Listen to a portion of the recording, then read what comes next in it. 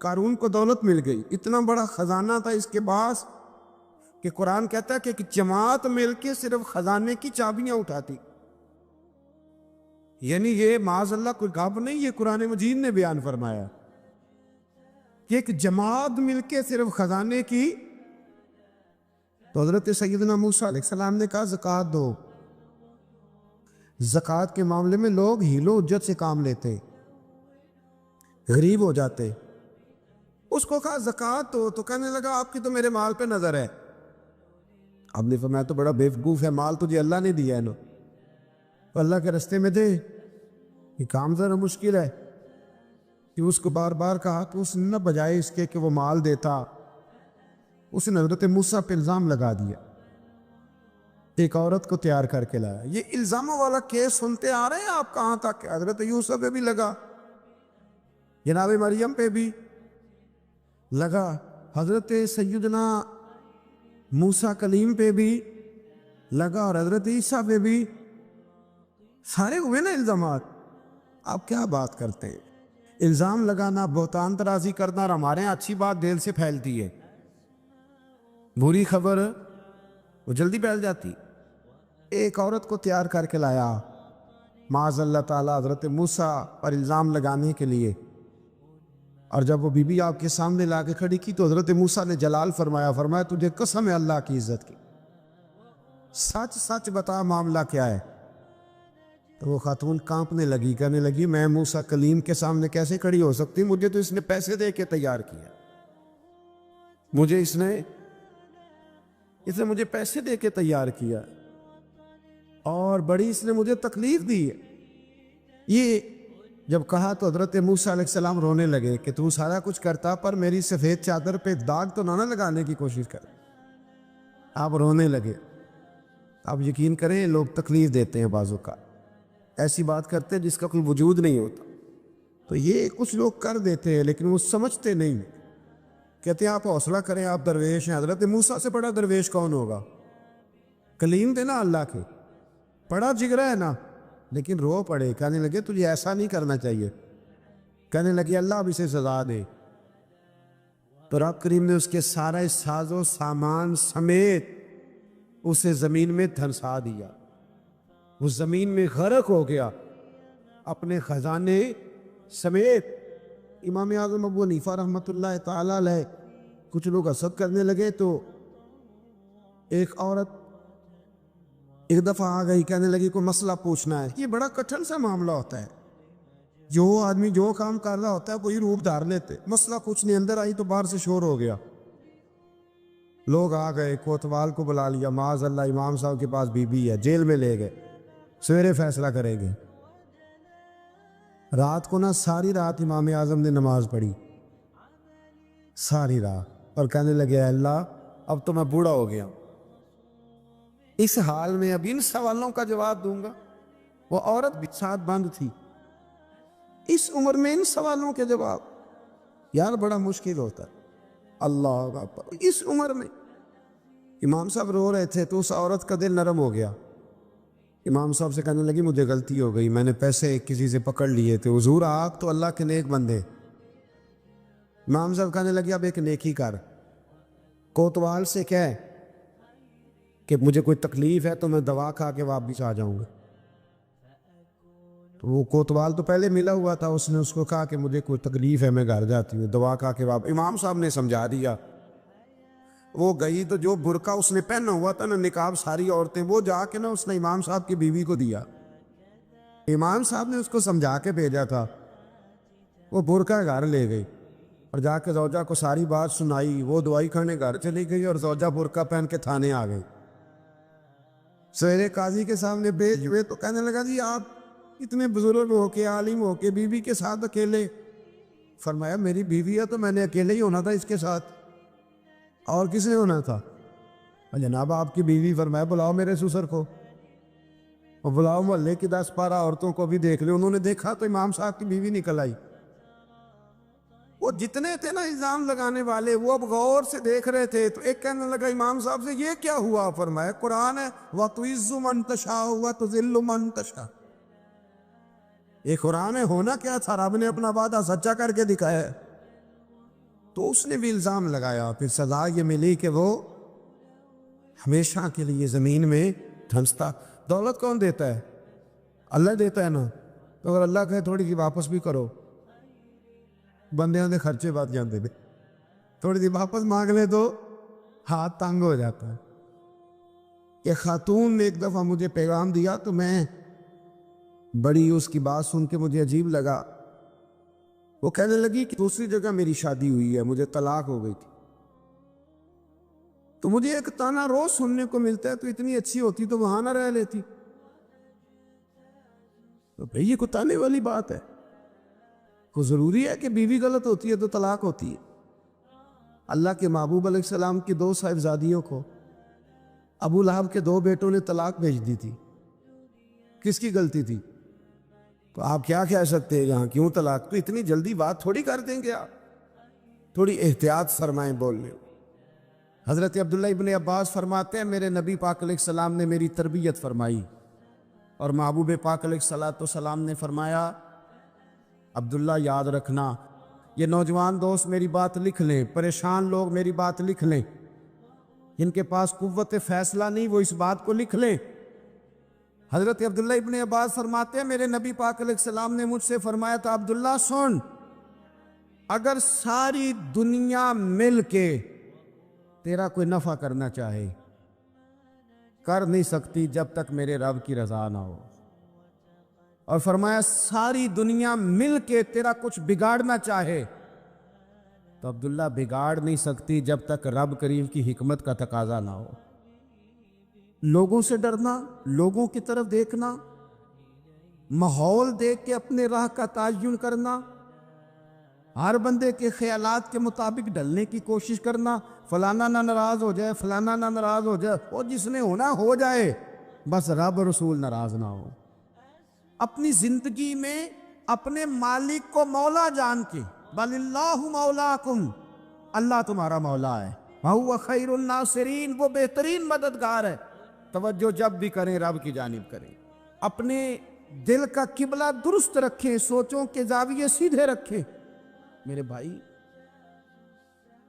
مالک جب بندوبست کر دے نا،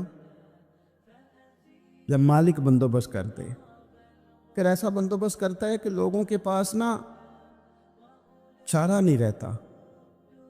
حضرت مریم رضی اللہ تعالی عنہا پاک باز تھی، مسجد میں رہی تھی، پر مالک کی حکمت کے تقاضے بڑے عجیب ہے نا۔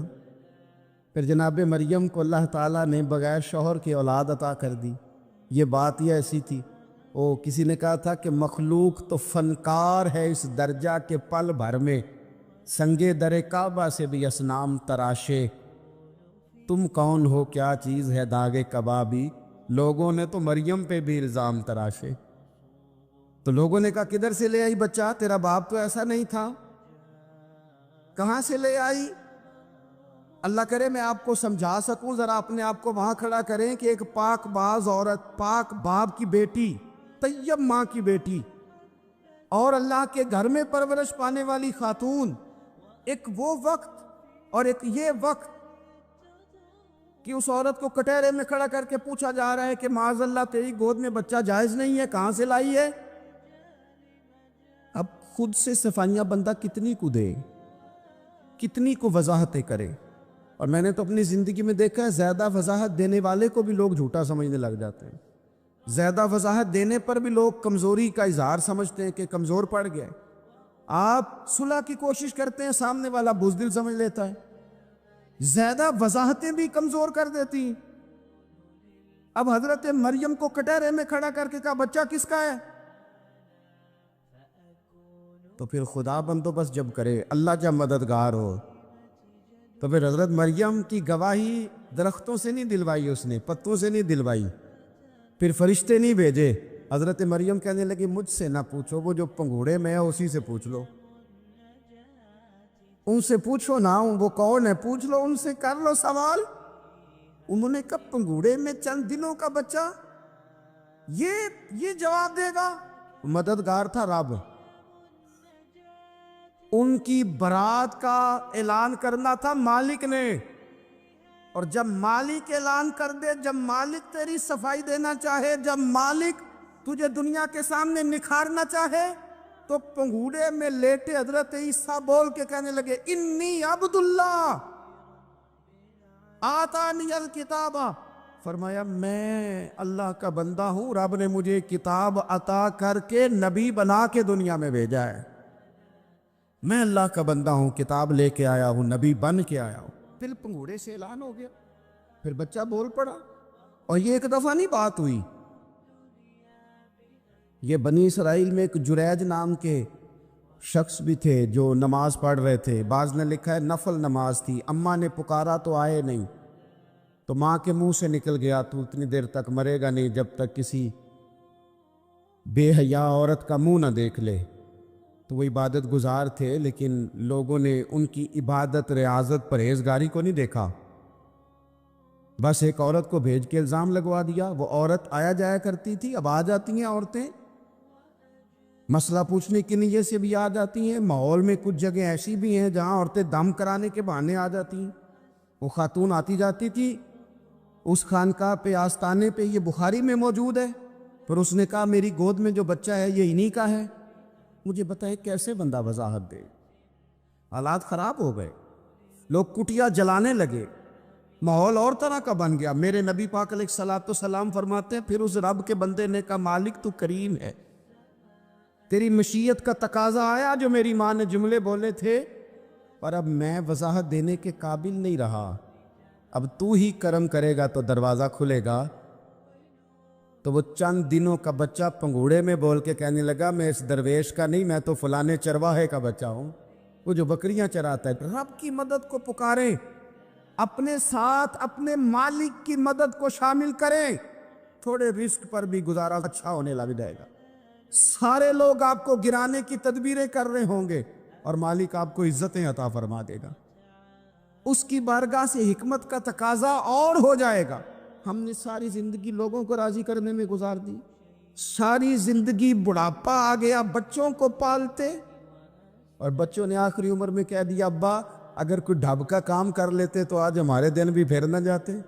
ساری زندگی گزار دی بہن بھائیوں کو راضی کرنے میں، ساری زندگی گزار دی ذمہ داریاں اٹھانے میں، ان کو 99 دفعہ دیا، ایک دفعہ نہیں دیا تو انہوں نے کہہ دیا تو نے تو کبھی دیا ہی نہیں، تو تھا ہی نہیں۔ ساری زندگی محلے داروں، علاقے والوں کو راضی کرنے میں گزار دی۔ اور میں نے ایسے لوگ بھی دیکھے دین کے لیے وقت گزارا، لیکن جب بڑھاپے میں دانت کام نہ کرتے تھے تو وقت کے مفتیوں کو بھی مسجدوں کی کمیٹیوں نے کہہ دیا اب آپ کی سمجھ نہیں آتی، ہم نے خطیب کو یور رکھنا ہے، نہ دیکھو دنیا کی طرف، دنیا رلا دیتی ہے، نہ راضی کرو بندوں کو، بندے تھکا دیتے ہیں، نہ پیچھے بھاگو ہر وقت دنیا داروں کے، یہ انسان کو کمزور کر دیتے ہیں۔ وہ تو کریم ہی بڑا ہے، 2 آنسو زمین پر بعد میں گرتے ہیں، بندے کے گناہ سارے پہلے معاف فرما دیتا ہے۔ اللہ کی مدد کا حصول، اپنے مالک کی مدد کی طرف بڑھنا، آپ کو بدر کی جنگ بھی یہی درس دے گی، آپ کو احد کا میدان بھی یہی سبق دے گا، فتح مکہ بھی یہی سبق دے گا۔ میرے دوستو جب رب مدد فرمائے، جب اللہ مددگار بنے، دوستوں سے ایک بات اکثر کرتا ہوں، میں کہتا ہوں کہ جتنے درد سے آپ امیر کو اپنی کہانی سناتے ہیں نا، اور جس طرح آپ کے آنسو بات کرنے سے پہلے گر جاتے ہیں کہ غریب ہیں، بچیاں ہیں، کاروبار نہیں، او میرے سنگیو، اس سے آدھے آنسو اپنے رب کی بارگاہ میں بکھیرو، اس کے حضور عرض گزار ہو جاؤ، اس سے طلب کرو۔ ایک وقت انسان پر زندگی میں ایسا آتا ہے کہ اسے یوں محسوس ہوتا ہے کہ میرا سایہ بھی ذرا سا پیچھے ہٹ گیا ہے، اسے یوں لگتا ہے کہ میں کسی سہارے پہ ہاتھ ڈالتا ہوں تو وہ بھاگ جاتا ہے مجھ سے، لیکن مالک کی بارگاہ ایسی عظیم بارگاہ ہے، رب رسول کے آستانے اتنے بڑے ہیں کہ آپ جب وہاں کشکول طلب دراز کرتے ہیں تو جھولی پھیلانے میں دیر لگتی ہے، ان کو بھرنے میں تو کوئی دیر نہیں لگتی۔ ہم نے اپنا سوچ کا قبلہ ہی دنیا کو بنا لیا ہے، یہ جو اللہ والوں کی مدد ہے یہ تو ہے نہیں، اللہ ہی کی مدد ہے۔ لیکن یہ جو سیٹھوں کی طرف توجہ کرنا، نوابوں کی طرف توجہ کرنا، دنیا داروں کی طرف توجہ کرنا اور اپنا مزاج اس طرح کا بنا لینا، یارو گردن کو جھکا دیتا ہے خیرات کا پتھر، جہاں میں مانگنے والوں کے سر کبھی اونچے نہیں ہوتے۔ اور اقبال کہتے ہیں غیرت ہے بڑی چیز جہان تگ و دو میں، پہناتی ہے یہ فقر کو تاج سردارا۔ میں عرض کروں گا کہ اپنی آپ جب توجہ کا قبلہ اللہ رسول کو بنائیں گے تو رب فرماتے ہیں وَيَرْزُقْهُ مِنْ حَيْثُ لَا يَحْتَسِبُ، میں نہ تجھے وہاں سے رزق دوں گا جہاں سے کبھی تیرا گمان بھی نہیں کیا ہوگا، یہاں سے بھی مل سکتا ہے، تو نے سوچا بھی نہیں ہوگا۔ بخاری شریف میں حدیث ہے، حضرت جابر بن عبداللہ فرماتے ہیں نبی پاک صلی اللہ علیہ وسلم نے 300 لوگوں کا ایک لشکر روانہ کیا کسی مہم کے لیے، کسی جہاد کے لیے۔ حضرت ابو عبیدہ بن جراح رضی اللہ تعالیٰ عنہ امیر لشکر تھے۔ فرماتے غربت اتنی زیادہ تھی، بھوک اتنی زیادہ تھی کہ ایک ایک کھجور دن میں ایک وقت کھانے کو ملتی تھی، اور کچھ دن ایسے آئے کہ اب کھجور بھی نہیں مل رہی۔ فرماتے اتنی زیادہ بھوک لگی مجاہدین کو 300 بندہ پتے کھا کے گزارا ہونے لگے، یہ بخاری میں موجود ہے۔ آپ فرماتے کہ دریا کے کنارے ہمارا پڑاؤ تھا، ٹھہراؤ تھا، جب بھوک سے نڈھال ہو گئے نا وَيَرْزُقْهُ مِنْ حَيْثُ لَا يَحْتَسِبُ، اللہ وہاں سے روزی دیتا ہے، گمان بھی نہیں ہوتا۔ فرماتے ہیں ایک مچھلی اللہ تعالیٰ نے دریا کے کنارے بھیجی، فرماتے ہیں وہ تھی تو مچھلی پر پہاڑ جتنی تھی۔ بخاری میں لفظ ہیں، حضرت جابر بن عبداللہ رضی اللہ تعالیٰ عنہ فرماتے ہیں 300 آدمی 18 دن تک اس مچھلی کو کھاتے رہے، مچھلی ختم ہی نہیں ہوئی۔ مچھلیاں نہیں، مچھلی کہتے ہیں 18 دن 300 بندہ کھاتا رہا، مچھلی ختم ہی نہیں ہوئی۔ اور فرماتے ہیں کہ اس کی ہڈی نکال کے، کانٹا کہیں گے آپ اپنی زبان میں، کہتے ہیں وہ نکال کے نا تو اس کو کھڑا کیا نا جب، تو اونٹ کجاوے سمیت اس کے بیچ سے گزر جاتا تھا، 2 اس کے کانٹے جوڑے۔ فرماتے ہیں وہ اس کا گوشت ہم کھاتے تھے اور اس کی چربی بطور تیل کے ہم جسموں پہ ملتے تھے، بیماروں کو اس سے سکون آتا تھا، تندرستی شفا ہوتی۔ فرماتے ہیں ہم کھایا بھی ہم نے، اور کچھ لے کے ہم مدینے بھی گئے، اور قربان جائیں نبی پاک نے بھی اس میں سے کھایا۔ ہم نے عرض کی حضور یہ معاملہ کیا ہے، یہ ماجرا کیا ہے؟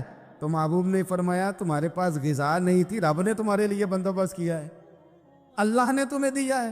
مکان شروع کر لیا، ایک صاحب نے مکان بنانے لگے، آپ وہ حساب لگا رہے ہیں، کہتے ہیں میرے پاس اتنے پیسے ہیں، اتنے میں نے فلانے دوست سے کہنا ہے اس نے دے دینے، اتنے فلانے رشتہ دار سے کہنا ہے اس نے دے دینے، اتنے فلانے سے کہنا ہے اس نے دے دینے۔ یہ ساری کاپی بنا کے مکان شروع کر لیا۔ جو روز کہتا تھا نا کوئی حکم ہو جاتے 10 سب سے پہلے اس کو کہا میاں پیسے چاہیے دین، وہ کہندا ہو کل ہی منڈا ٹوریا ہے، کدے تو پرسوں 10 داتے لب جانے سن۔ میں آپ کو اپنے تجربے کی بات بتا رہا ہوں۔ یہ لوگوں کا خیال ہوتا ہے نا کہ آپ سٹارٹ کریں فلانا کام، ہم آپ کے ساتھ ہیں، اللہ کا ہی کوئی نظام ہے، وہ بالکل بھی نہیں ساتھ ہوتے۔ لیکن ایسا نہیں ہے کہ کوئی ساتھ نہیں ہوتا، اللہ تعالیٰ بڑے اسباب پیدا کرتا ہے، وہاں سے دیتا ہے جہاں سے گمان بھی۔ ہمارا یہ ذہن بن جاتا ہے ہم ساری اپنے حساب سے چلتے، اتنے رشتہ داروں سے، اتنے کون آپ کے ساتھ چلے گا، سوال ہی نہیں پیدا ہوتا۔ یہ سارے کام چھوڑ کے سب سے پہلے 2 رکعتیں پڑھو، اپنے رب کی بارگاہ میں، رسول کائنات کی بارگاہ میں گزارشات اور استغاثے پیش کرو، وہاں سے خیر طلب کرو۔ دنیا دار کیا دیں گے، کیا دے سکتے ہیں، کیا حیثیت ہوتی ہے کسی؟ اللہ کہتا ہے وہاں سے دوں گا۔ تو جو اللہ مال دے وہ لینا چاہیے کہ رشتہ داروں کا مال دیکھنا چاہیے؟ جو اللہ دے وہ لینا چاہیے کہ سیٹھوں نوابوں کی جیبیں دیکھنی چاہیے؟ جو اللہ دے وہ قبول کرنا چاہیے یا دیکھنا چاہیے کون سا آدمی کہاں پہنچ گیا؟ چھوڑو، اپنی مٹی پہ چلنے کا سلیقہ سیکھو۔ کسی کے سنگ مرمر پہ چلو گے تو پھسل جاؤ گے۔ مدد اللہ سے چاہیں، اپنی توجہات کا مرکز رب رسول کی ذات پر بنائیں، پھر آپ محسوس کریں گے کہ بڑی جلدی اللہ تعالیٰ کی مدد آنے لگی ہے۔ کبھی آپ صرف کہہ دیں نا میرا رب میرے ساتھ ہے، اس لفظ میں اتنی طاقت ہے کہ دشمن ویسے زہر ہو جاتا ہے۔ زندگی میں کسی سے بھی لڑائی ہو اچھی طرح سوچ لیں کہ اللہ اس طرف ہے یا اس طرف ہے۔ اگر آپ زیادتی پہ ہیں تو پھر رب مظلوم کی جانب ہے۔ اگر اللہ کی مدد آپ کے ساتھ ہے تو دنیا کی کوئی طاقت آپ کو گرا نہیں سکتی، اور اگر آپ مظلوم کے مقابلے میں ظالم بن کے آپ کھڑے ہو گئے ہیں اور آپ نے رویہ وہ اختیار کیا ہے کہ جس میں مدد نہیں آئے گی، تو پھر یاد رکھ لیں کہ آپ کوئی بھی ہیں، کہاں بھی ہیں، آپ کمزور ہیں۔ طاقتور تھے ابتدائے اسلام میں، ظاہری طاقت تھی کفار مکہ کے پاس، وہ ڈنڈوں سے مارتے تھے غریبوں کو، ان کے ہاتھوں میں ڈنڈے تھے، پر خدائی طاقت ان مظلوموں کے ساتھ تھی۔ صاحب زرقانی نے لکھا ہے، حضرت زنیرہ رضی اللہ تعالیٰ عنہ ایک لونڈی ہیں، غریب ہیں، ماڑے دا کی کام محمد نس جانا یا رونا، غریب سادی بی بی اور لونڈی کنیزہ، ایک مشرک کی کنیزہ تھی، انہوں نے کلمہ پڑھ لیا، وہ ڈنڈوں سے مارتا، دروں سے مارتا، تکلیف دیتا۔ حضرت زنیرہ رضی اللہ تعالیٰ عنہ کو اتنا مارا، اتنا مارا۔ اب آپ ایک اور پہلو پر بھی غور کریں، مار بھی پڑ رہی ہے پر خدا ادھر ہی ہے، اللہ کی مدد ادھر ہی ہے۔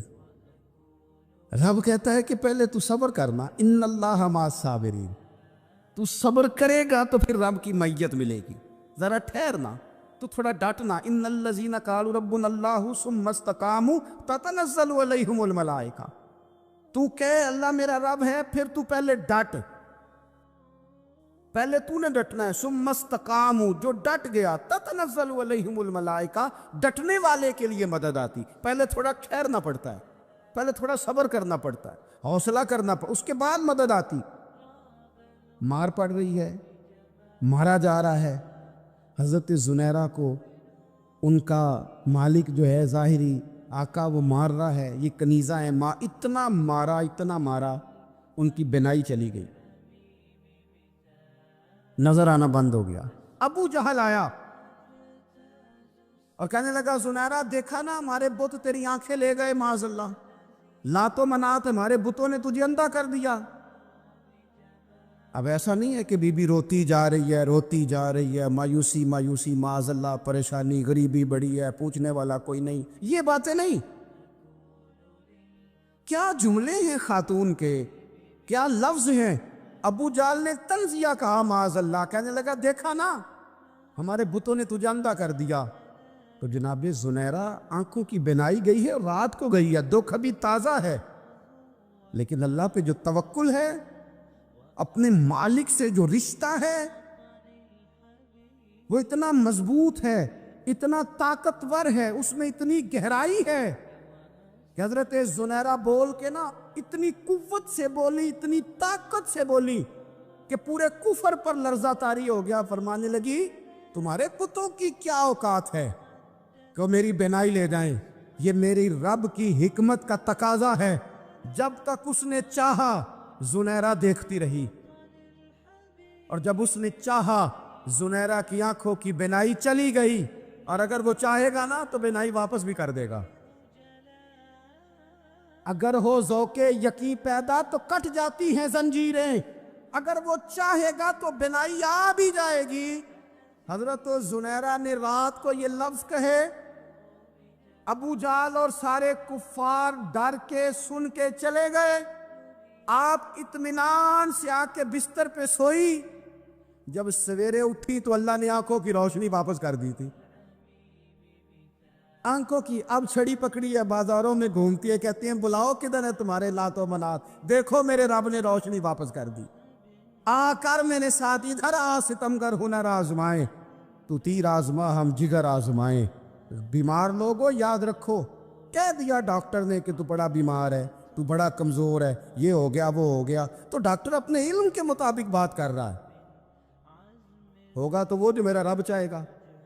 کمزور ہو جانا، پریشان ہو جانا، تکلیف میں آ جانا، پتہ نہیں بات ہو گئی ہے تو جانے کیا ہو جائے گا۔ اپنی زندگی کے اندر اپنے رب سے رشتہ مضبوط کرے، رسول کائنات سے رشتہ مضبوط کرے، اللہ والوں سے رشتہ مضبوط کرے۔ حضرت زنیرہ نے پیغام دیا کہ زندگی میں جو جینا چاہتے ہیں تو وہ رب کا نام لے کے جی سکتے ہیں، جو اپنی زندگی میں خوشیاں دیکھنا چاہتے ہیں تو رسول اللہ کے نام پر خوشیاں دیکھی جا سکتی ہیں. توکل کی بنیاد پر بندہ خوشیاں لے سکتا ہے. اور اگر انسان میں توکل نہیں ہے تو پھر وہ اس کالے جادو سے بھی ڈر رہا ہے، وہ نیلے سے بھی ڈر رہا ہے، وہ پیلے سے بھی ڈر رہا ہے، وہ فلانے سے بھی ڈر رہا ہے، وہ میرے خلاف فلانا رشتہ دار سازش کر رہا ہے تو ڈر رہا ہے، فلانا میرے بارے میں یہ کر رہا ہے تو ڈر رہا ہے، وہ پتہ نہیں دنیا ادھر ہو جائے گی تو کیا ہو جائے گا. اٹھ باندھ کمر کیوں ڈرتا ہے؟ پھر دیکھ خدا کیا کرتا ہے.